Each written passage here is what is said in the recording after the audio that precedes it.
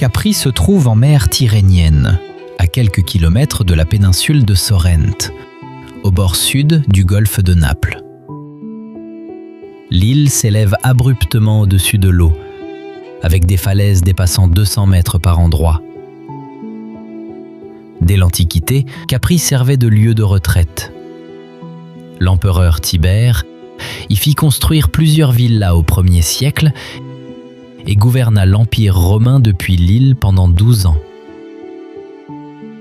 Les ruines de la Villa Jovis, sa résidence principale, se dressent encore au sommet oriental. La Via Krupp, un chemin en lacets taillé dans la falaise, fut aménagée en 1902 à la demande de l'industriel allemand Friedrich Alfred Krupp. Elle relie les jardins d'Auguste à la Marina Piccola. Les 3 Faraglioni, piliers de calcaire isolés au large de la côte sud-est, constituent le repère géologique le plus connu de l'île. Celui du milieu, le Faraglione di Mezzo, possède une arche naturelle sous laquelle passent les bateaux. Sur la face nord se trouve la grotte bleue, une cavité marine dont l'entrée mesure à peine 1 mètre de haut. La lumière du jour pénètre par une ouverture sous-marine et baigne l'intérieur d'un bleu profond. La grotte verte, sur la côte sud, produit le même effet dans une autre teinte, due aux algues recouvrant la roche. À Anacapri, la commune la plus élevée, se trouve la Villa San Michele, bâtie par le médecin suédois Axel Munt à la fin du XIXe siècle. La Certosa di San Giacomo, un monastère chartreux du XIVe siècle, est le plus ancien édifice conservé sur l'île. La Piazzetta, officiellement Piazza Umberto I, forme la place centrale de la commune de Capri. L'île ne possède aucun aéroport et n'est accessible que par ferry ou hydroglisseur depuis Naples, Sorrente ou Positano.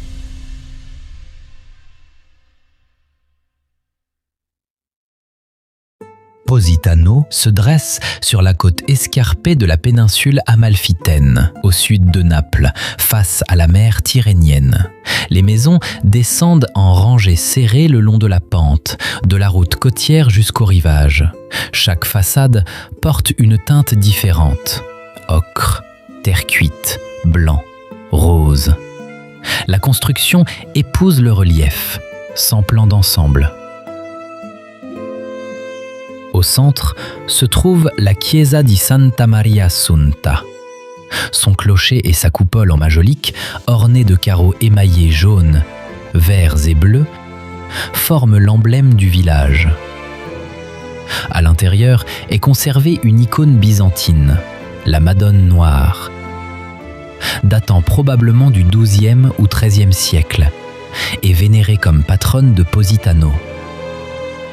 Selon la légende, elle serait arrivée par la mer.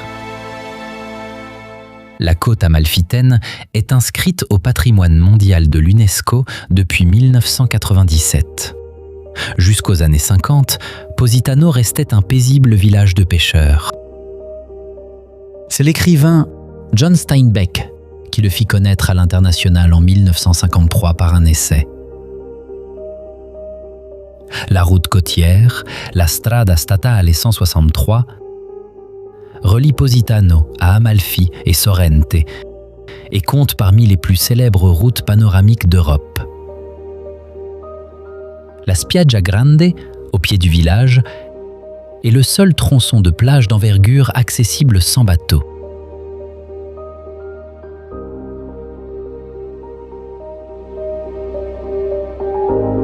Procida se trouve dans le golfe de Naples, à moins de 4 km du continent. Avec à peine 4 km², c'est la plus petite des 3 îles flégréennes habitées. Marina Coricella, le plus ancien port de pêche de l'île, est né au XVIIe siècle au pied de la colline fortifiée de Terra Murata. Les façades des maisons portent encore des teintes pastel, qui permettaient autrefois aux pêcheurs de repérer leurs maisons depuis la mer. Terra Murata est le point culminant de l'île, à environ 90 mètres au-dessus de la mer. On y trouve l'abbaye San Michele Arcangelo, fondée au XIe siècle et consacrée au saint patron de l'île. À côté se dresse le Palazzo d'Avalos, résidence nobiliaire à partir du XVIe siècle, puis prison jusqu'en 1988.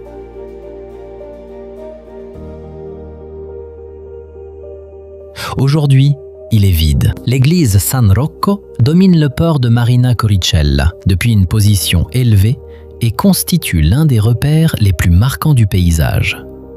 Sur la côte opposée se trouve Marina Grande, le port principal, par lequel transite tout le trafic de ferries et de ravitaillement. En 2021, Procida a été désignée capitale italienne de la culture, première petite île à recevoir ce titre. L'île n'est accessible que par ferry ou hydroglisseur depuis Naples et Puzzol. Aucune liaison routière directe avec le continent n'existe.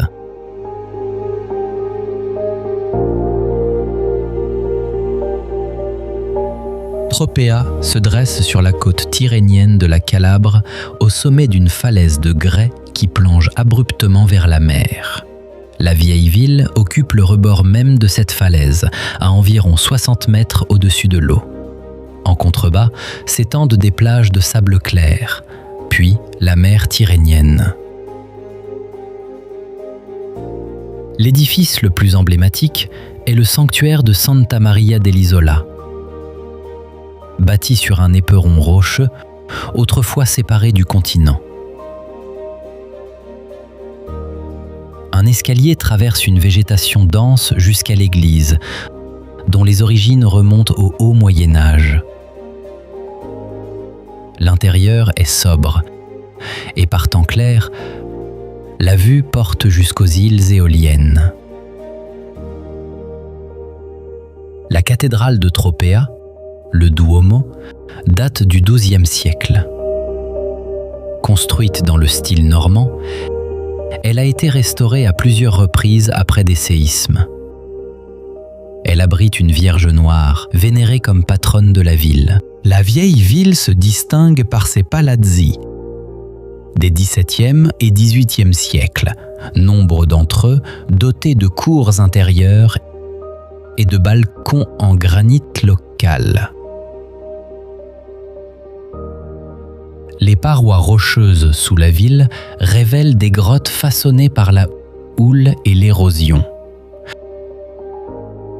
Sur l'ensemble du littoral calabrais, Tropea reste l'un des rares sites où les falaises rencontrent directement le sable, sans avant-côte rocheuse.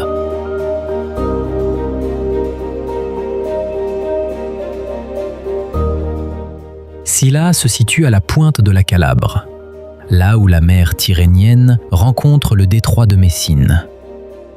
Le village s'étend sur un promontoire rocheux et deux bandes côtières, séparées par le Castello Ruffo. La forteresse remonte au Ve siècle et fut agrandie au fil des siècles par les Byzantins, les Normands et la famille Ruffo. Elle abrite aujourd'hui un petit musée.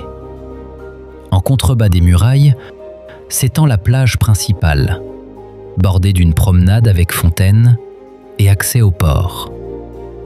La digue protège les bateaux des pêcheurs qui, depuis des générations, pratiquent la pêche à l'espadon. De l'autre côté du rocher se trouve Chianalea, un quartier de pêcheurs dont les maisons sont bâties au ras de l'eau.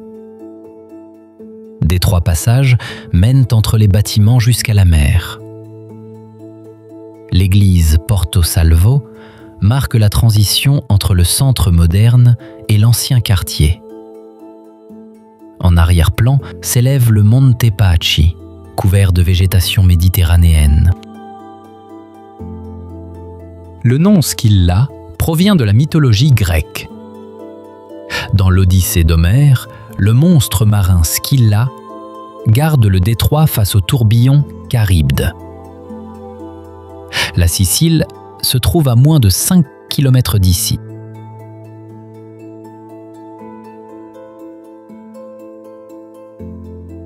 Sur 7 collines dominant le Tibre s'étend une ville dont les monuments rendent visible 2000 ans d'histoire européenne. Rome fut le centre d'un empire, le siège des papes, et demeure la capitale de l'Italie. La basilique Saint-Pierre est le plus grand édifice religieux de la chrétienté. Sa construction débuta en 1506 et dura plus d'un siècle. Bramante, Michel-Ange et le Bernin en façonnèrent la conception. À quelques centaines de mètres se dresse le Tempietto de Bramante, un édifice circulaire de 1502, considéré comme une œuvre majeure de la haute Renaissance. La place Saint-Pierre et sa colonnade accueillent plusieurs centaines de milliers de personnes lors des grandes célébrations. Le Panthéon fut érigé sous l'empereur Hadrien vers 120 après Jésus-Christ dans sa forme actuelle. Sa coupole, percée d'une ouverture circulaire, mesure plus de 43 mètres de diamètre. Depuis le 7e siècle, l'édifice sert d'église catholique. Le Colisée, achevé en l'an 80 après Jésus-Christ, pouvait accueillir environ 50 000 spectateurs. Juste à côté s'étendent les forums impériaux, autrefois centre politique et économique de l'Empire romain. Le château Saint-Ange, sur la rive du Tibre, fut bâti comme mausolée pour l'empereur Hadrien, avant d'être transformé en forteresse pontificale. Le pont Saint-Ange date également de l'époque d'Hadrien. Sainte-Marie-Majeure, l'une des 4 basiliques papales, conserve des mosaïques du 5e siècle. La fontaine de Trévi, pesant 1870 tonnes, fut achevée en 1762 après 30 ans de travaux. L'escalier de la Trinité des Monts relie depuis 1725 la Piazza di Spagna à l'église Trinità dei Monti. Le centre historique de Rome est inscrit au patrimoine mondial de l'UNESCO depuis 1980, conjointement avec le Vatican et la basilique Saint-Paul hors les murs.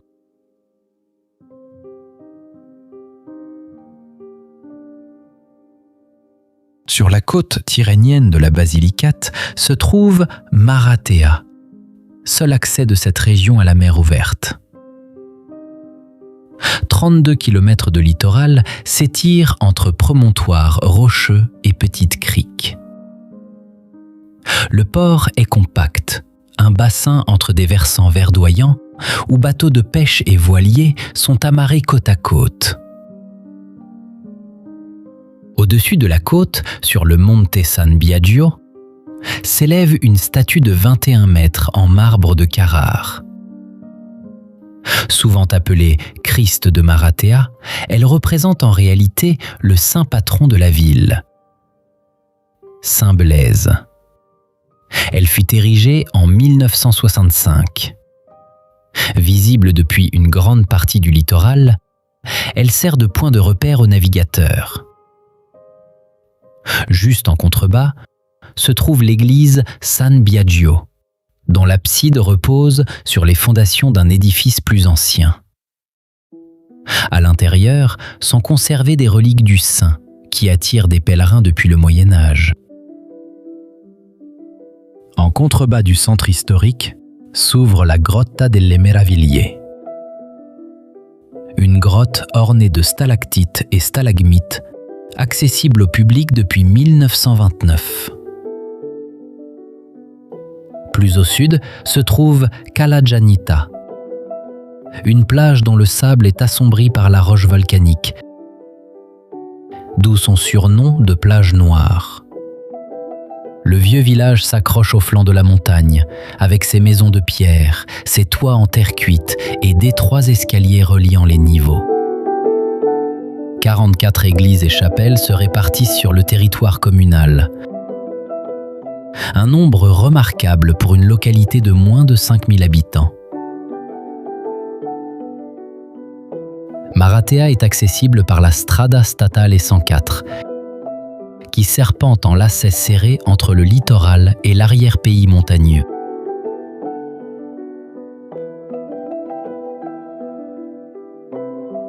Polignano a Mare se dresse sur des falaises calcaires au-dessus de l'Adriatique, à une trentaine de kilomètres au sud-est de Bari. Les maisons de la vieille ville s'avancent jusqu'au bord du précipice. En contrebas, la roche plonge à pic dans la mer. Le petit port de San Vito se trouve quelques kilomètres au nord. Juste derrière s'élève l'abbaye bénédictine du même nom, dont les origines remontent au Xe siècle. Elle fut bâtie sur un lieu de culte plus ancien et servit aux moines de point de départ pour la colonisation du littoral. L'abbaye reste aujourd'hui un repère sur ce tronçon de la côte adriatique. Le trait le plus connu du lieu est la crique de Lama Monachil, une gorge étroite qui coupe le centre en deux. Son nom fait référence aux phoques moines de Méditerranée, autrefois présents ici. La Ponte Borbonico, un pont en arc datant de la période bourbonienne au XIXe siècle, enjambe cette gorge. Sous les falaises, la mer a creusé des grottes dans le calcaire. Certaines ne sont accessibles que par l'eau, d'autres s'ouvrent directement sous les fondations de la vieille ville. La plus célèbre, la Grotta Palazzese, était déjà mentionnée dans des récits de voyage du XVIIIe siècle. Le bâti de la vieille ville épouse le tracé de la falaise. Les édifices sont serrés, les ruelles étroites, débouchant parfois sur des points de vue ouverts sur la mer. Polignano est aussi le lieu de naissance du chanteur Domenico Modugno, dont le titre « Nel blu dipinto di blu », paru en 1958, est connu dans le monde entier. Une statue en bronze au bord de la falaise lui rend hommage. Abonnez-vous à la chaîne. Cela signifie beaucoup pour nous et c'est une façon de soutenir gratuitement notre chaîne. Merci beaucoup. «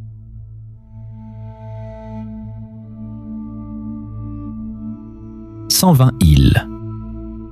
Séparées par plus de 170 canaux et reliées par plus de 400 ponts, Venise occupe une lagune peu profonde sur la côte nord de l'Adriatique. La ville fut colonisée au 5e siècle, quand des habitants du continent trouvèrent refuge sur ces îles marécageuses pour échapper aux invasions. De cet abri naquit une puissance maritime qui contrôla pendant des siècles le commerce en Méditerranée orientale. Le Grand Canal traverse la ville en un large S. Sur sa rive se dresse la basilique Santa Maria della Salute, érigée à partir de 1636 après une grave épidémie de peste. Le pont du Rialto, plus ancien passage fixe sur le canal, fut achevé en 1591. Sur la place Saint-Marc, le palais des Doges et la basilique Saint-Marc se côtoient. Le palais était le siège du gouvernement de la République de Venise, la basilique, son église d'État. Le pont des Soupirs relie le palais à l'ancienne prison. À l'intérieur de la basilique Saint-Marc, des mosaïques dorées couvrent environ 8000 mètres carrés. Le palais des Doges abrite des cycles de peinture qui documentaient les prétentions de la République. Régulièrement, l'eau dépasse les quais. C'est l'acqua alta, amplifiée par les marées et les vents du sud. À quelques kilomètres au nord se trouve l'île de Burano, connue pour ses façades colorées et sa tradition de dentelle, Durant le carnaval, des personnages en costumes élaborés investissent les places de la lagune. Venise et sa lagune sont inscrites au patrimoine mondial de l'UNESCO depuis 1987.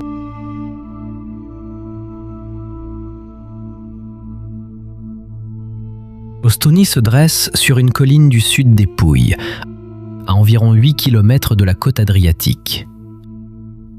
La ville fait partie de la province de Brindisi et est connue bien au-delà de la région sous le nom de Città Bianca, la ville blanche. La raison en est visible. Presque tous les bâtiments de la vieille ville sont enduits de chaux. Cette pratique remonte au Moyen Âge, quand le badigeon servait à apporter de la lumière dans les rues densément bâties, tout en répondant à des exigences d'hygiène. La vieille ville occupe le point culminant de la colline. En son centre se trouve la cathédrale, consacrée au XVe siècle.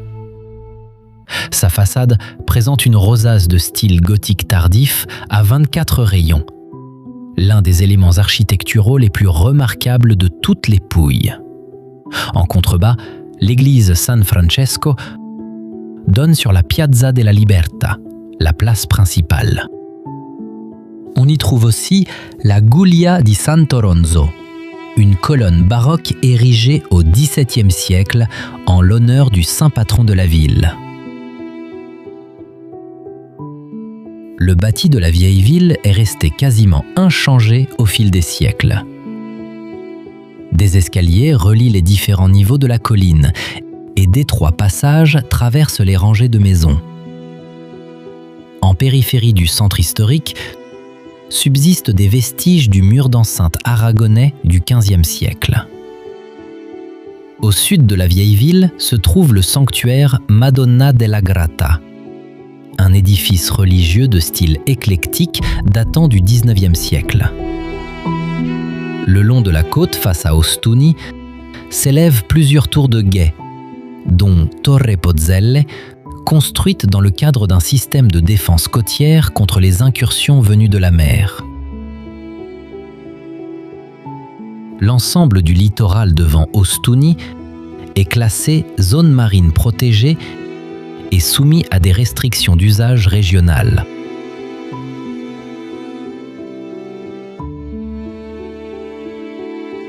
Alberobello se situe dans la vallée d'Itria, une dépression plane entre les derniers contreforts du plateau des Murges et la côte adriatique. Environ 1400 trulli s'y serrent les uns contre les autres, répartis en deux quartiers, Rione Monti sur le versant et Rione Aia Piccola juste derrière. Chaque trullo est une construction circulaire en pierre calcaire assemblée à sec, sans mortier, coiffée d'un toit conique en dalles plates appelé ciancarelle. Ces dalles sont posées de l'intérieur vers l'extérieur en anneaux concentriques, de sorte que le cône se soutient lui-même. Cette technique remonte au XVIIe siècle. Les comtes d'Acquaviva, alors seigneurs du fief, firent bâtir le hameau sans autorisation royale. Selon une explication répandue, ils choisirent la construction sans mortier pour que les maisons puissent être rapidement démontées en cas d'inspection fiscale. Ce n'est qu'en 1799 qu'Alberobello obtint le statut de ville, après que ses habitants eurent adressé une plainte directement au roi de Naples. Au point le plus haut de Rione Monti se dresse la Chiesa di Sant'Antonio, elle-même bâtie dans le style trullo avec une coupole de 14 mètres de hauteur. Sur le Corso Vittorio Emanuele s'élève la basilique Santi Cosma e Damiano, édifice néoclassique flanqué de deux clochers symétriques.